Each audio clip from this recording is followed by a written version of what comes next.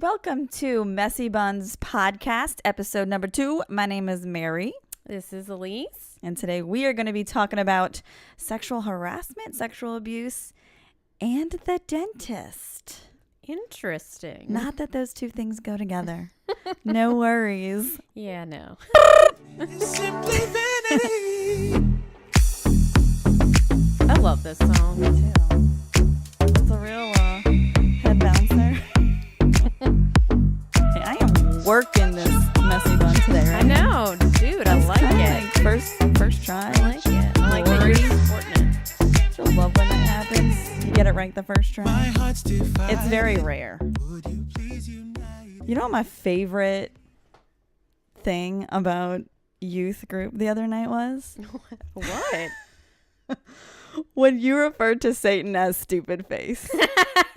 I don't remember doing that, but I get worked up. Did you not? And then I say things Okay. like that like probably, I was won't like, remember. it was a serious moment because we did adoration and like praise and worship and stuff. And I was like praying with my eyes closed. And Elise she's like on fire and she's like started talking about the devil. And then you said 2 other words first and then you were like, stupid face. It was like you even knew. I can't believe you don't remember that. I couldn't help but laugh. It was really funny. And FYI, for those people who don't know what praise and worship is and adoration, it's you play music and it's like, well, actually I would say silent time with God, but this is actually more teen based, so you have like praise and worship music, which is awesome. Yeah. But speaking of stupid faces, Who's a stupid how do you face? feel about the dentist? How do I love the dentist. Okay, see, I have a hate relationship with dentists. I think it has to do with like orthodontics and like your experience with that. Like, do you have good teeth or do you have bad teeth? I have good teeth. I think I had a very scary dentist experiences when I was young, and that formed my feeling about it now. And it's just scary. That's funny. So you like the dentist? Nothing I against love the dentists dentist. as the people. I'm sure they're wonderful. It's just the idea of the dentist. Oh no, I love it. But anyway, so when Chris and I first got married and I moved in with him, I switched dentists. And so it was the first time with a new dentist that I had been to. And New covenant. I don't know if I dentist. have told you this. Surely you knew the No. story. But so the first one, he did I never had the digital x-rays done. It pops up on the computer and it's like they can suddenly see into your teeth and like cavities and stuff. That's pretty cool. How many did I have? 11 cavities. 11 freaking cavities. That's a lot to have at one time on all 4 sides, top and bottom. So he was like, okay, so basically you have a lot of cavities. I brush my teeth twice a day. Okay. So I was like, okay, well at the time maybe it was like more like once a day and most of the time twice a day. But anyway, I just mouth kind of hurting? It was like kind of sensitive to some food, you know. But I was kind of chalked it up to like this other dentist wasn't doing these digital things, so like they were just getting worse. And I didn't know, and I was like, oh gosh. So he was like, basically, you got to come 4 times, and we'll do one each time. So anyway, it's just sensitive. It was already a sensitive subject before, but anyway. But last week, the day we actually filmed our other podcast, I went to the dentist that morning, and now I have a new dentist over here on the North Shore. Who's your dentist? Well, I don't know if I should say. Not that I have bad experiences with them, but we I'm gonna talk say about mine it later. Because Okay, they're awesome. Cool. So I had like that dreaded moment when they're poking at you and you're like, please don't be sticky. If you've had cavities, you know what? Have you had cavities? Tell me you've had cavities. I'm going to want to punch you in the face. If you stop it, Elise. In your entire life. But here's the thing. The rest of my body doesn't work as well. So if the Okay. one thing I have, Fair give it enough. to me is my teeth. Fair enough. Well, you know that feeling then. They're like poking Yes, in and it's yeah, like I if do. it's sticky, that means you have a cavity. Yeah. So anyway, so like before that happened, the hygienist was cleaning my teeth and it's like I was waiting and I felt like she was spending a little time like scrubbing the plaque off and I'm like, what is she going to tell me? And then when she was finished, she took her little mask off and she said, you have really clean teeth. Drop the mic. I was like, what? I said, she said, you like probably the cleanest teeth I've seen in a month. I was like, cha-ching! Dang, girl, go. Yes, indeed. I was like, you just made my day. You don't even understand. And then the dentist came and poked around, and I was like, I've got some pain here. And she told me I had a cracked tooth and need a crown. So that went downhill really fast. Oh, gosh. I got really sad and scared for that experience. no, So that's I'm pretty so much worse than a cavity, I sorry. think. But anyway, yeah. sorry. And she was cool. She's cool, you know, but with the exception of like, she told me I had a cracked tooth. I have no idea what that means. That's never happened to me before. Chris Yeah. tells me it happens to just old people, but he Oh. compares that to the rest of my body as well. But That just happens. so I was like, is that bad? And she just says, well, it's not good. I was like, this is how you cautiously, tiptoe around my emotions and tell me bad news. Okay. Anyway, tell us about your wonderful, glorious dentist stories. There's no disdain there. Wait, first I want to just hit on the fact, two things. Okay. First is that so I've talked to like my sister about this because like I changed a dentist at one point, and then I won't say this dentist name, but I'm not a fan. And all of a sudden they were telling me I needed this and that. And I, for my entire life, have been told that I have like awesome teeth. Mm-hmm. It's like the one thing I That's have. a gift. No, it is. It totally is. I never had to have braces, and I grew up in a family who couldn't afford it. So some of There you my go. siblings don't have as nice teeth as me. And I know that stinks, you Yeah. know? So I was lucky. But okay. So like I started getting told, oh, you should do this. And there's this wrong with your teeth. And it was like, something's not right. You're here. like, you're lying. I hate to say it, but yeah, that's I ended up leaving them because, and then going to two other dentists since then, because one, I only switched because they were further out, and now I'm working so much, so that's why I just switched, because I really like my other dentist too. But I've never had any issues with my teeth until I went to this one, and they were doing all the fancy stuff, and then all of a sudden it was like, we need to charge you this and this and this It and makes this. you kind of wonder if it's like a car place. You never know. It's like, are you charging me because this Right. needs to be done, or you want to make some money? Well, I mean, my sister had the same experience with them, and then another person had a same experience with them. And I really do think that there's some that like overdo it. Like, and then they were putting this like, sealant on my teeth, which I found out later was bad, because if anything is in there, then they're sealing it in there. So just the whole experience was bad. So, yeah, I really think you have to be cautious about like before you go to a doctor or a dentist or whatever to really like kind of do your research. Because Well, what about your good experiences? Oh, sorry. Okay. So good experiences. Okay. Well, I just went to a new dentist, and she's actually a parishioner at my parish, but her name's Dr. Martha Carr, and she's awesome. And What? I wish I her had known about hygienist this. is so freaking cool. And we like talk the whole time. What? And, she told me, I'm going to top you. Sorry. Oh, man. She told me that I had beautiful teeth. Nice. I was I'm like- really happy for you. But the I only- promise. But every part of okay, so for all of you who don't know me, I have all kinds of other medical issues, so I'm gonna just take this Just one, take it. okay? Yeah, it's all 'Cause- right. And they were like, Okay. "You've never had any work," and I was like, "No, never had You're any like, work." no, if you want to take pictures. Right. So, but I always love at the dentist when they like try to have a conversation with you and there's And your stuff in your mouth is mouth. Yeah. And you're like, open. okay, do they want me to talk right now, or do they want me to wait until they put the If you're listening thing or in my mouth? watching, please explain. I do often wonder about that. It's like, do you want to keep going, or do you want to Yeah. stop so I can answer your question? Do you want I to put don't that know. thing in my mouth so I can actually talk? No. Yeah. Anyway, so they weren't bad about it though. Normally I've had some that are like really like talking my ear off, and then I'm like, okay, seriously, you're asking a response, but I can't right now. So like, It's either thumbs up or thumbs yeah, down. yeah. And I'm like,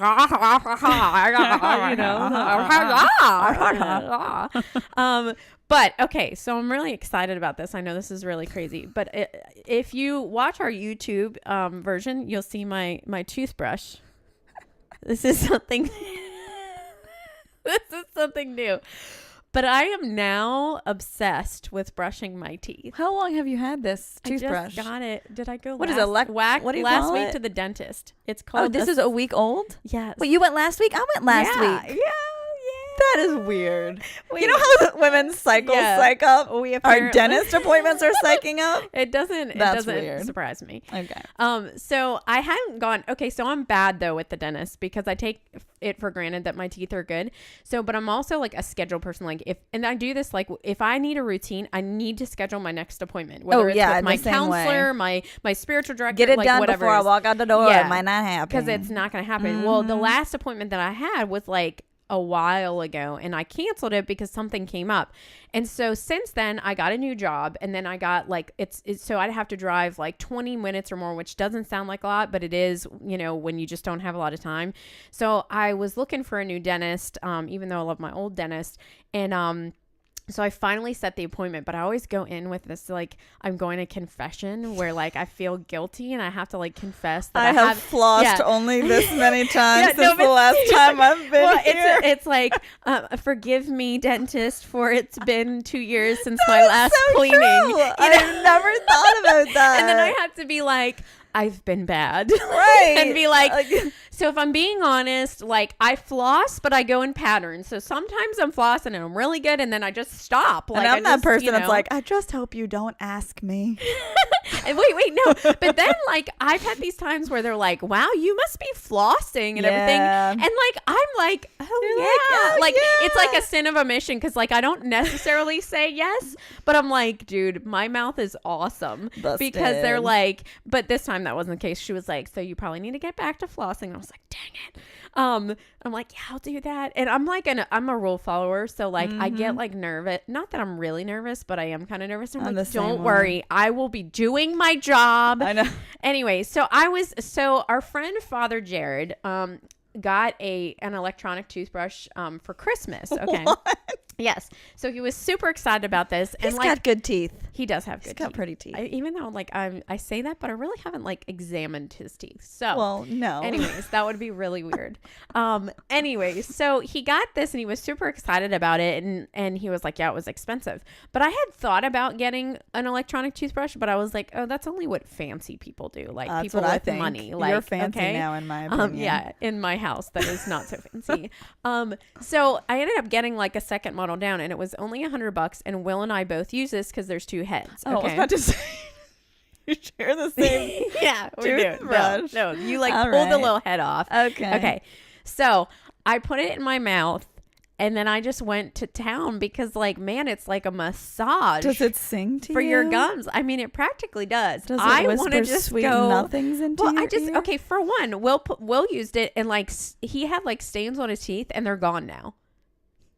And my teeth are legitimately whiter. Okay, like I'm laughing at this. I obsessed. believe you. It's just I'm this is obsessed. crazy. Like if I could do a demonstration, like right now, I would, because like I would just. It feels so good. Now, okay, I want to say this: that Will hates it. So it's got to be like one of those things like cilantro, cilantro. Yeah, cilantro. People say it tastes soapy, and other people like it. I like it. Will says it's soapy. I like brushing I've my never teeth heard with this this. awesome electronic massager. And he doesn't. That's what I feel it is. It's a massager for my mouth, but Take yet your I'm taking cilantro or care of leave my it. mouth. Yeah. Well, he thinks it tastes like crap, and he also hates the toothbrush. So we're just different. Well. But yeah, love my new doctor. Think they're amazing. Oh, that's good. They had to tell her that she needed to stop talking to me because she had other patients. It's probably your fault. It is my fault because that's like, if anybody knows me, sorry, my headphones just went out randomly, so now I can only hear. I can't hear myself. Okay. Wait. Why would hitting it? I don't know. Hitting an old TV used to work. Man, last time I had this problem too, and then the whole time it was weird. Okay, so Anyways, so the dentist. Well, we can gossip about the dentist all day long, just like we gossip about. Wait, they need to play music. For those of you who are not watching on YouTube, that is the sound of her electric. Is it electric or electronic? What a stupid question. Electronic or electric? gosh, I think a both. toothbrush. I don't know, but it's spitting water everywhere. Okay, well, there you go. Sorry. Just get a little bit of my DNA on you. I didn't feel anything, so it's all good. Woo. Anyways. Anyways. So, how you doing over That was, there? I was talking about gossiping about the dentist. And then I was going to talk about gossiping in general. Oh, yes. Gossiping is a really good subject. I think it's something that wait, I just love that we transitioned like that. Okay, gossiping. I think it's something that like is a serious topic though, because I think we kind of alluded to this that like last week. I think whenever it was. gossiping can destroy lives. You just went right. I'm just going there. You Like, just, like, went the right devil there. is a stupid face. Gossiping can destroy yes, lives. gossip is a stupid face too, because it can seem so innocent too, and that's how the devil gets in there. Is like it's Yes. innocent, Yeah. and then it can just like poison conversations and Right. relationships and lives and stuff. Well, we like to like as women, we like to justify it or say like, well, I was just getting advice, you know. Right, But the that's what I reality is mean. we're destroying reputations. And like, I was reading this examination of conscience, which is like this, you know, it helps you to kind of think about like the good or the bad that you've done, Yeah. you know, and you know how you're doing, kind of, you know, and something said they actually put gossip under "thou shalt not kill," Ooh, and I was like, oh dang, but it does kind of work if you think about it. it kills Just- people's like reputations. Absolutely, Like you can destroy their life. Well, we have to think about killing in a broader sense than just like physically murdering Right. someone, because Right. we can kill someone's spirit or Yeah. someone's what do you call it? Character? That's what it is. Right. Like Well, character. and it can also lead to like suicide. Like if there's so That's many true. cases where bullying or That's so gossiping true. like can actually kill, you know, or get somebody to that point where they're thinking about it, you know. Yeah. So I think that it's just because guys really are not gossipers. Like, you know, there's very Just a few. different yeah, dynamic it right there. is. I mean, like, yes, it goes on, but it's, I mean, let's be honest, ladies, like it's all about Something we us. struggle with. Yeah.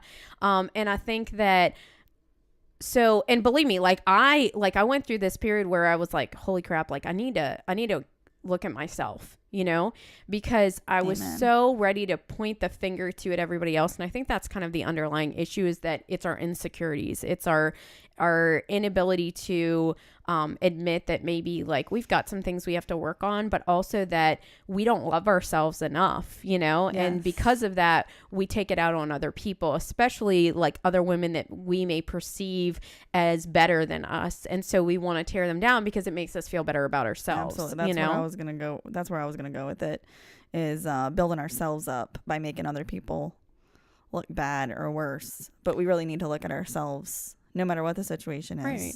Well, and it's also like it's a lack of inability to have authentic communication, because the reality is we have an issue with this person.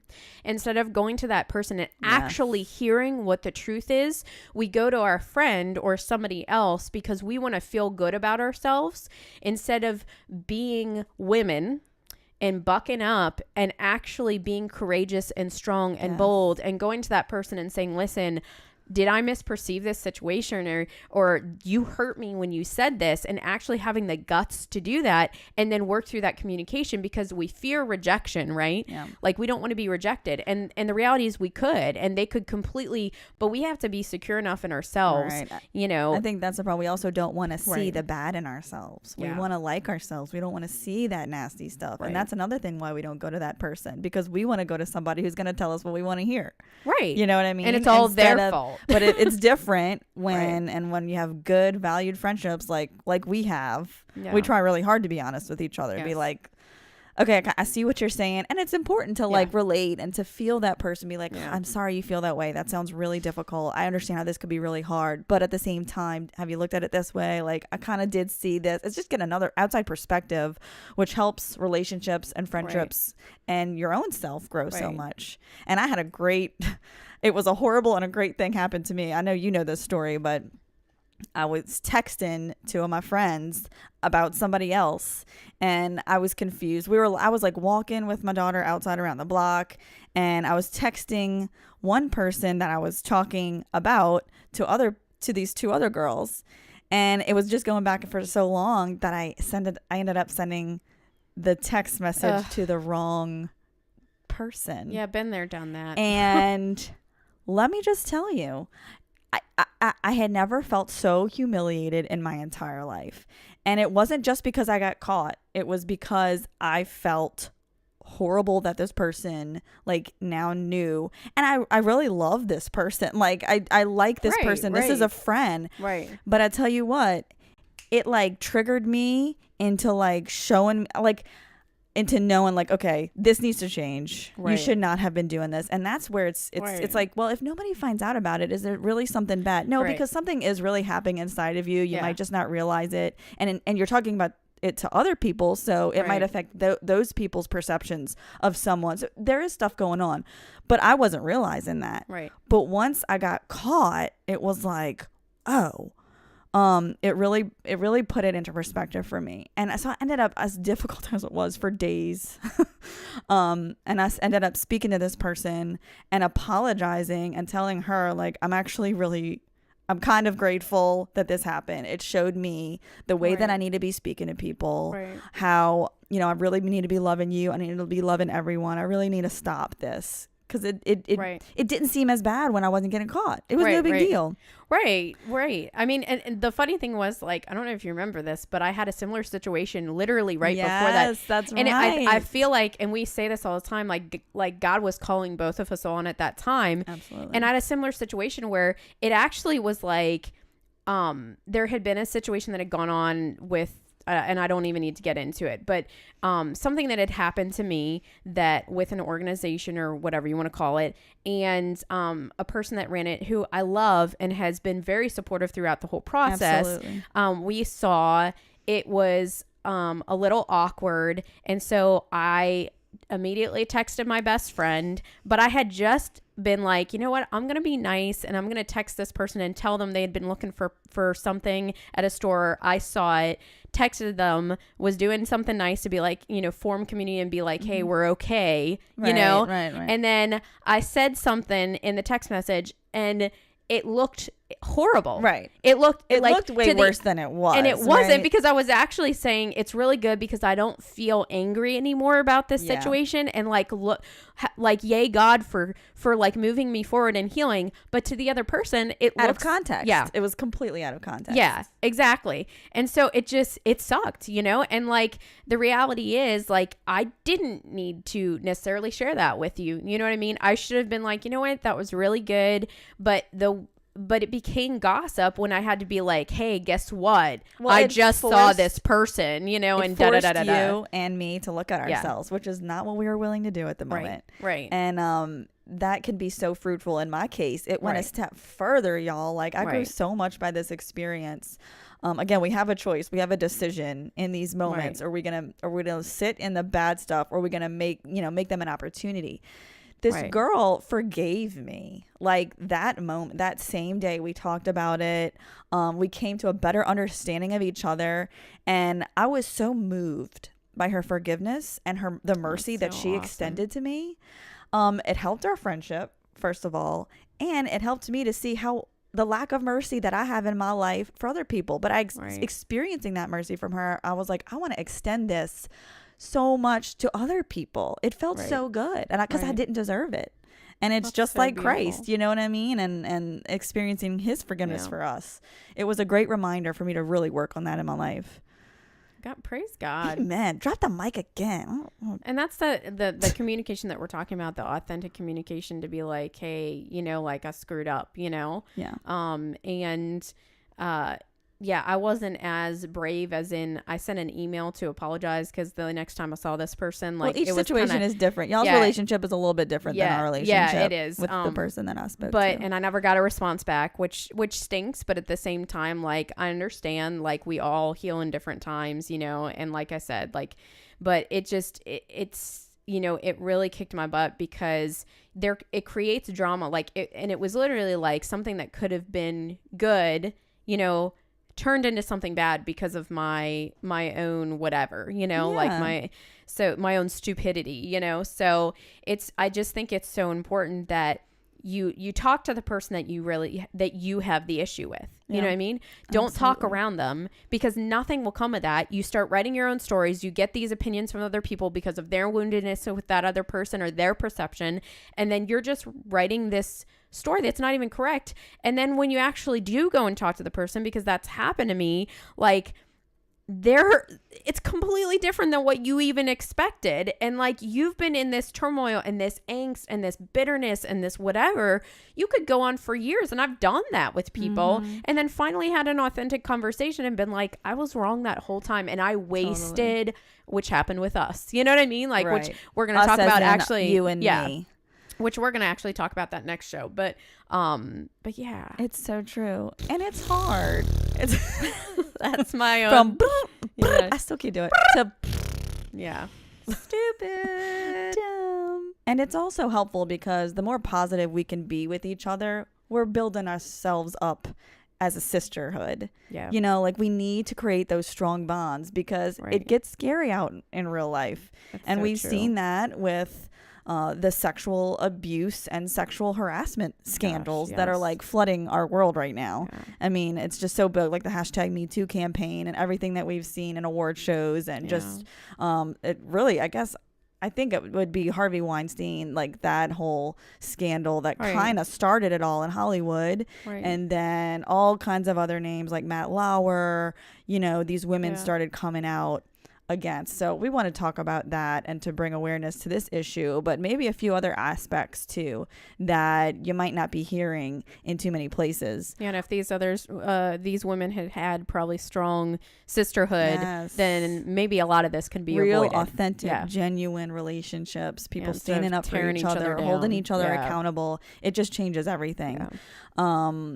Something that really hit my heart specifically, because I love gymnastics, you know, is this sexual abuse situation with the Olympic gymnastics team. If you haven't heard about Crazy. it, it was so amazing to watch the Olympics this past, was it a year or two ago? 2016, I think it was. I'm sorry if I'm wrong. But we won the gold medal in the all around, and we got first and gold and silver in what is it called? The all around, the single all around. Not Gabby Douglas. That was last time. Come on, get your gymnastics straight, Mary. This is all Simone you, Biles and Allie Raisman. They were gold and silver. I'm sorry. I love gymnastics. You wouldn't know it. But anyway, so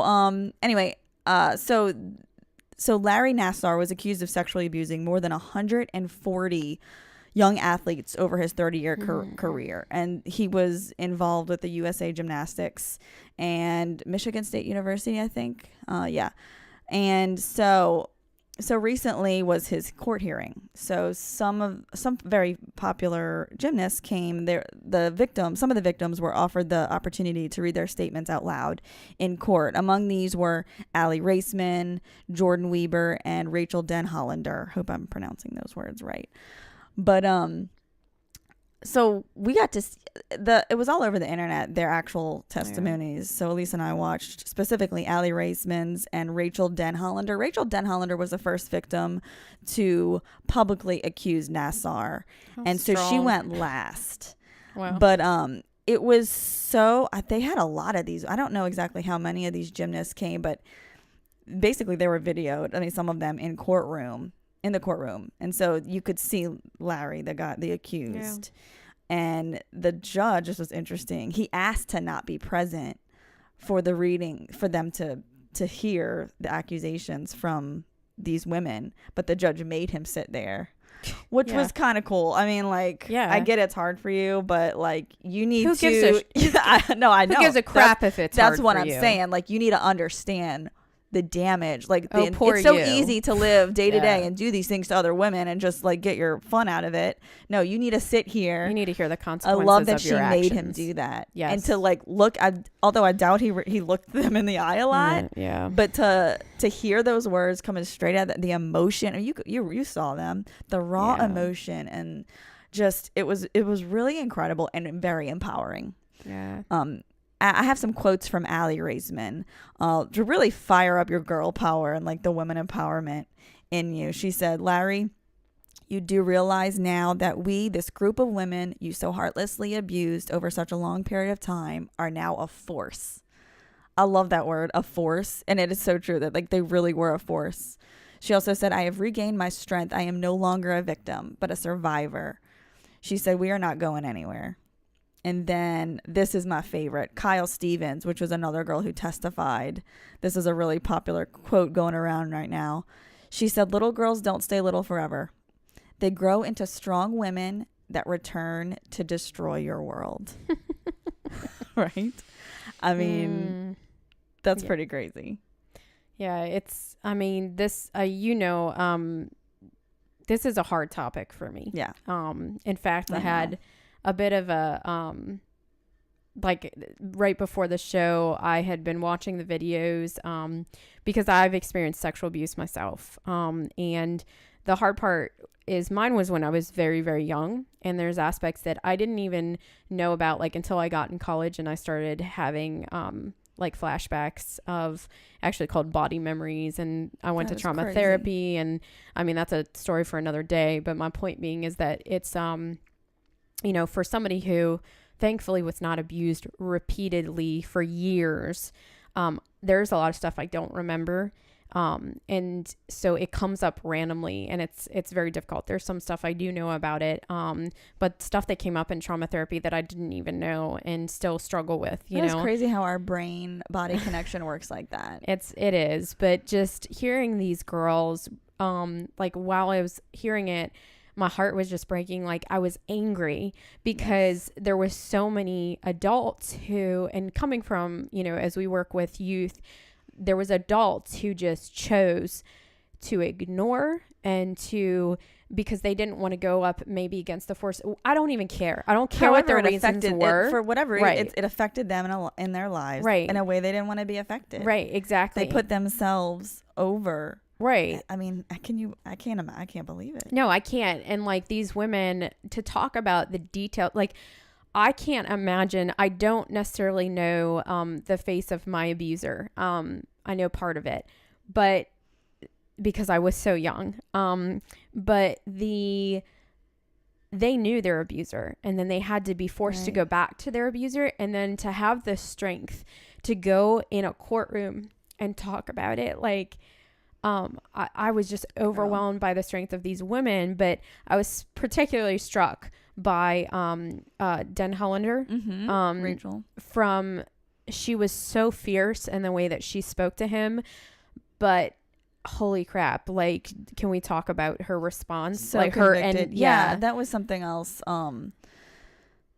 So Rachel Den Hollander, the one Elise is referring to, I kind of broke out some of the most striking parts of her testimony. She said, "The farthest I can run from what you have become is to daily choose what is right.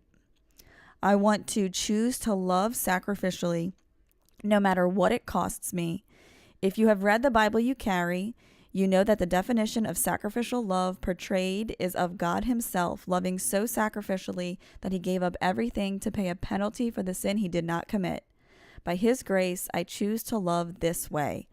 I pray you experience soul-crushing guilt so that you may experience true repentance and true forgiveness from God, which you need far more than forgiveness from me, though I extend that to you as well." And she was actually, she was talking to him because he apparently had brought in a Bible. Yeah. And he was carrying it around. Yeah. And how fierce of her to be like, okay, if you want to pretend to be somebody who carries a Bible and reads it, well, let me tell you what it teaches, Exactly. you know? And then she extends him her forgiveness, which I can't, even as a woman of God, like, that takes intense strength. I know. And for her to like then be like, I hope that you get God's forgiveness. You know what I mean? Like, I am like blown away by this woman, and like this is what we talk about, the power of forgiveness, because these situations happen. And when you are presented with an opportunity to forgive, like when you are put through suffering, like intense suffering, you have a choice.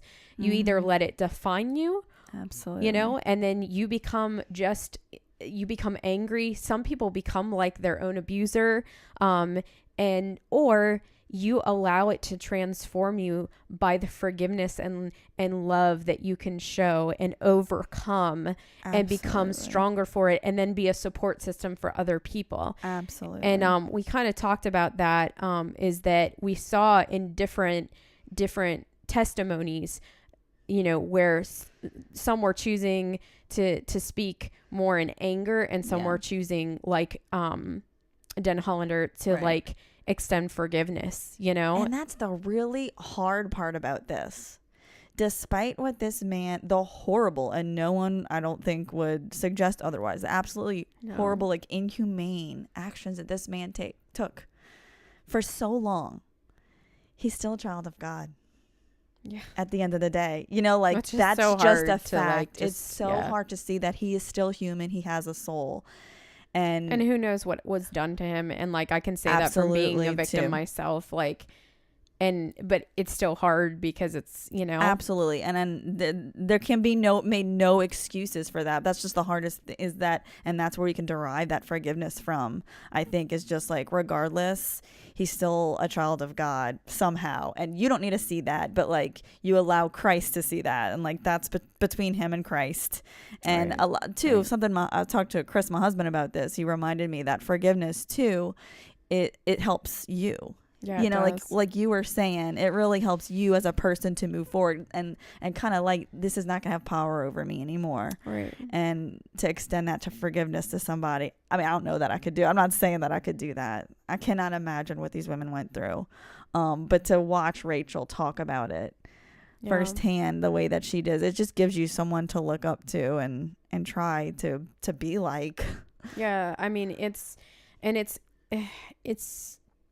just so difficult because, you know, you spend so much time feeling like, you know, and that's something that I want to talk about a little bit, is like something that, you know, she said is like all these adults just kept telling them that it was their misperception of the situation, that these pelvic, I forget what they called them. Well, Rachel said, this must be medical treatment. Like the problem must be me. Allie said, lying on my bed, insisting that your inappropriate touch would help heal my pain. That's what these predators, you know, they get in your head. They groom you. You made they me tell you, uncomfortable, and I thought you were weird, but I felt guilty because you are a doctor. I'm quoting Allie, by the way. So I assumed I was the problem. I wouldn't allow myself to believe that the problem was you. Right, because it's a lot easier. I mean, I know for years, like, there was effects of the abuse, and I was like, I'm disgusting, I'm horrible, what is wrong with me?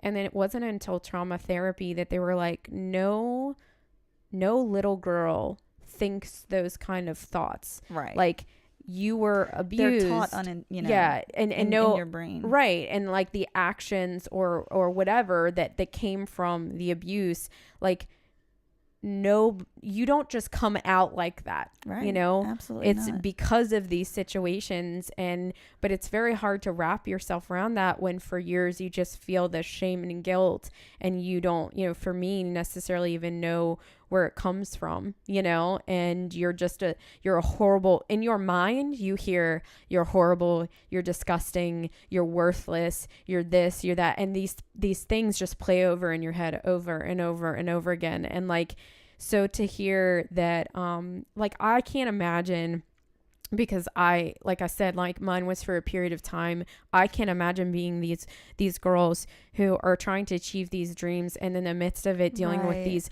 very adult situations, being told that they're normal, being silenced, and then under the pressure of the world in the Olympics, and like they still, still were able to come away with gold medals and silver medals. And it's then to me, even more so, women. For her to say, you know, and she kept saying over and over, you know, how important are these little girls? Like, what price are, you know, she was asking the judge as far as her sentencing to think of like, how important are these little girls? Right. She did not. She asked for the maximum sentence so that it would send a message to these predators. And that's what I loved about her. She was not passive. She wasn't like, oh, it's okay. You're right. That's a good point. It wasn't, she was filled with fire, and she said, absolutely, in no way, like, can we have to send a message to these predators. And she spoke to him directly. She called him by name. She called him out on the things that he did to her while being in the same room. Like, Right. I can't even tell you, because you deal with post-traumatic, like PTSD, you deal with dissociation, the sheer being in the room would be like shaking like a leaf because of all of that. And to call him out by name, and then to say directly to the judge, he needs the maximum penalty, because this person has groomed you. This person has made you feel worthless. This person has held power over you for years.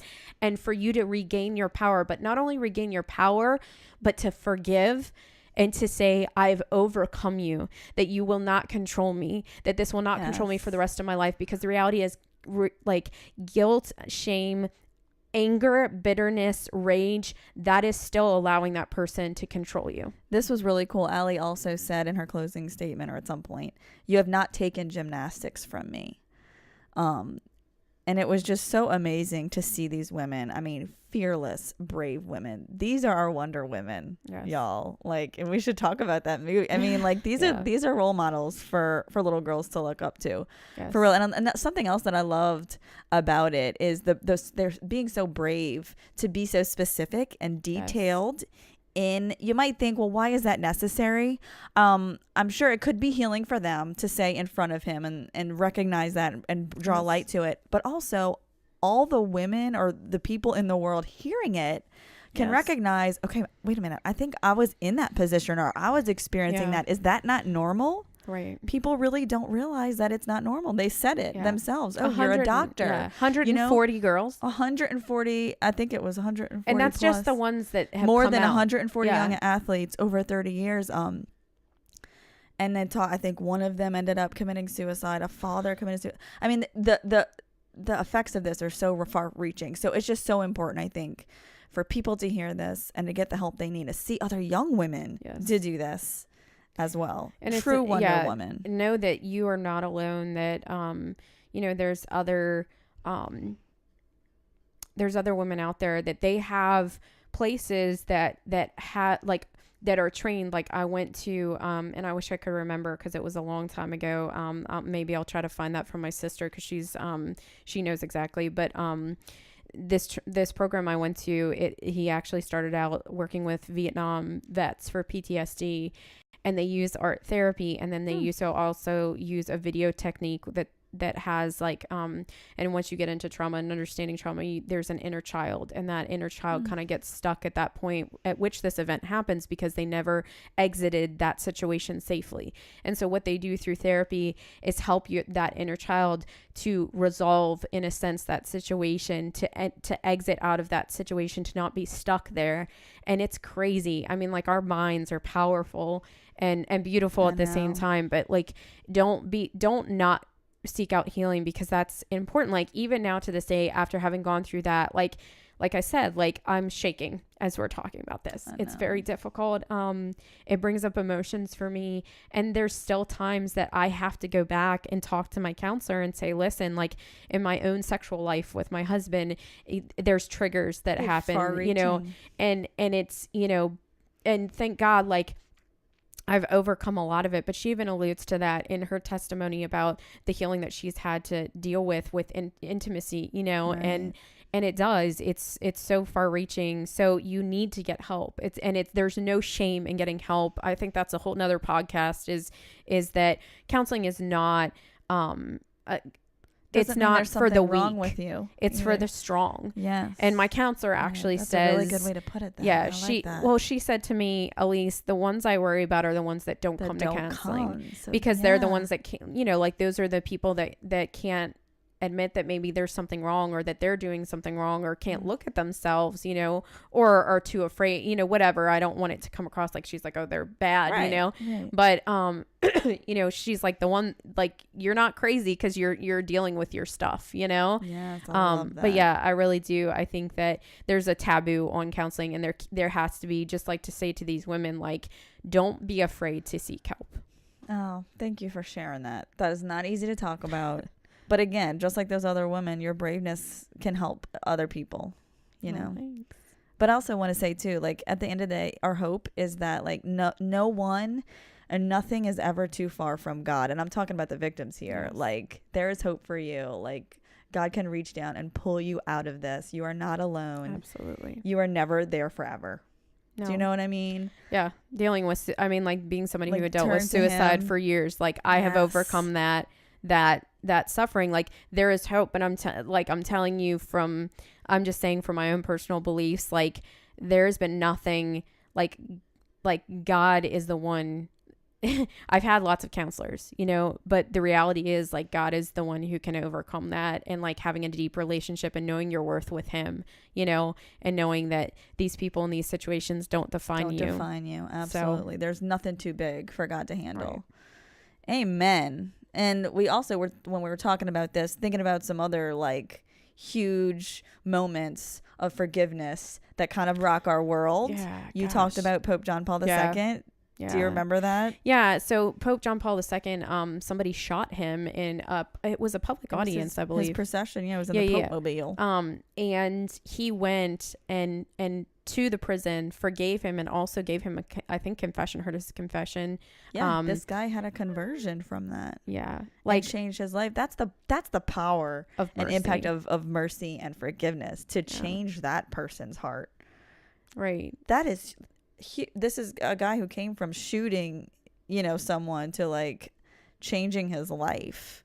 Right. You know, and that's far reaching too. Right. In that own person's life. For those of you who know Les Mis, which I know, Mary, you don't, but I'm going to introduce you someday because it's amazing. There is a character named Jean Valjean, and he stole bread because his family was starving, and then he was put in prison in the worst situations for years and years and years. And then he was labeled a number, and that is who he was. He was identified as a criminal. And so he gets out, and like he goes to steal silver actually from a priest, funny enough. And this isn't a religious, you know, play or anything, but he goes and he steals the silver from the first person who showed him kindness because he invited him in and gave him a place to stay. And then he was just like, you know, like reverts back to, I've been told I'm a criminal, so I am a criminal. Right. Like so many of us do. Like we're called, I'm a sinner, and so I'm just going to do this because that's who I am. You know, that's what Satan likes to tell us. Right. He calls us by our sin. God calls us by our name. You know. Yes, preach it, girl. So he steals the silver. The officer brings him back to the church, and the bishop says, the officer is like, he stole your silver. Like I caught him red-handed. And he was like, oh, my friend. And what the officer said is, he told me that you gave it to him. He said, oh yes, my friend. He said, but you forgot say it was like the candlesticks and this as well. And like so the officer leaves, and he's like, I've given you this so that you can become a man of God and like extend that to somebody else. Like that you are to, like, I have claimed your soul for God. Like I have given you this, I have given you a new start so that you would be God's. And like he goes through this whole, which I won't get into, but it's this beautiful song about, like, can I truly not be this number, this, you know, 24601, that, you know, like, can I be somebody new? Have I just been renewed? Like this forgiveness from this person. And that's the power of forgiveness, is that we can reclaim our identity of who we truly are as a son or daughter of God, by somebody's act of mercy and forgiveness. Whereas if we don't do that to our brothers and sisters, even to the worst of the worst, that the reality is they'll remain. Well, and think about how far-reaching that is, about all the people in the future that he would have stolen from, that he would have hurt. Yeah. Now that won't happen because his soul has been changed by the mercy of someone else. And he went on to like help other people. So much and all that. farther beyond what we realize. Right. You're changing all kinds of lives just by your act of mercy and forgiveness. Then that mercy then flows outward, and that God person then extends mercy to those that they encounter as well. Yeah. So. Yeah, absolutely.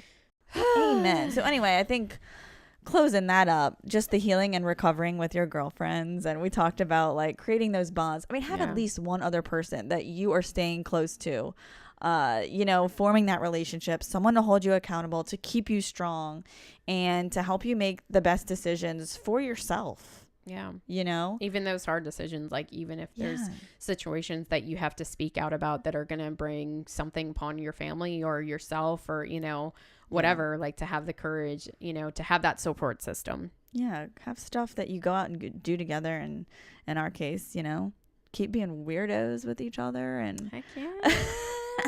what do we like? Spa days, movie sleepovers. I mean, what do girls do? All I gotta say is that I forget what I was watching, but they were like dogging on like sleepovers as like adult women. Oh, it was like a dating show. It was a BBC dating show.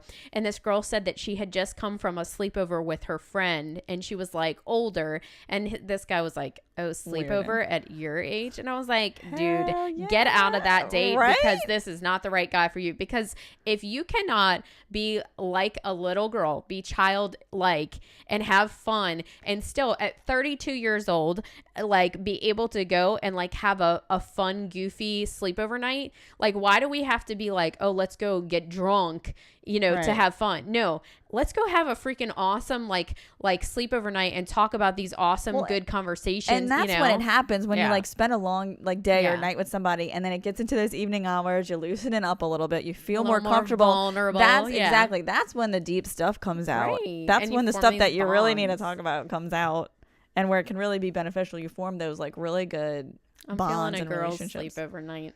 Amen to that. We just had a good little spa day night thing with you, me, and Lauren. I know. That was fun. Yeah, we'll have to talk about that. Oh, gosh, yeah. So. Anyway, or Chris, my husband, he found this video that I thought Elise and I could try one day together if you're weird and like to do crazy things. Yeah. It was like these two girls got into balloons, but they were big balloons. They stepped into the balloons. Oh I got gosh. a leaf blower and stuck it into, and so basically it blew the balloon up and just their heads were poking out and they were like bouncing their heads on the balloon and it looked awesome. It's like Baruka from Willy Wonka. Like she became like like the blueberry. Oh but my a little gosh, bit more we're doing cool. it. We need to do our short with that. No, we really do. Yeah. I don't know how to find those balloons. I don't know. We're gonna find but them. we'll find them It's on gonna Amazon happen. or something. Oh All my right, gosh. Elise, it's time for word of the day. I need theme music. Maestro.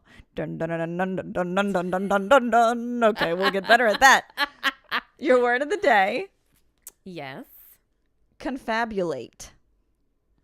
Can you please use this in a sentence? Ew. Well, I just can't do Cardi B because of all the stuff that we talked about today. Okay. Sorry. I just Don't. the past 2 Be nights Elise. I was too tired. Okay, Be Elise I'm for gonna this be word Elise of the for this day. one, or I'm just gonna be a weirdo in general. Okay. Confabulate. Confabulate. So confabulate. Confabulate is, I'm gonna give you the definition of it. Oh, I'm not gonna. I like that. Okay. It's when two people together are so fabulous that they become not two people but one person. And this isn't even in a marital situation. Is this a confabulation? Yes. Yes. So I would say that you and I confabulate What? all the time. I think your definition might be better than the real definition, actually. Man, you are rocking this word of the day stuff. I love it. The real definition is to converse informally, to chat. So we actually, either way, by either definition, are confabulating. Wow, my definition That's all I had is so to much say. better. Yours was a little bit better. Thank y'all so much for hanging out with us again. We love hanging out with y'all. Ew. That just kind of stopped kind of dead. So anyway, we'll be back again next time on Messy Buns, another podcast number 3. And we're going to talk about some other crazy stuff. Yeah, we got we're ready for our Get next real. podcast. We are so Yeah. ready on top of this. Y'all have a great day and a great week and a great life. Simply Bye, vanity. lady.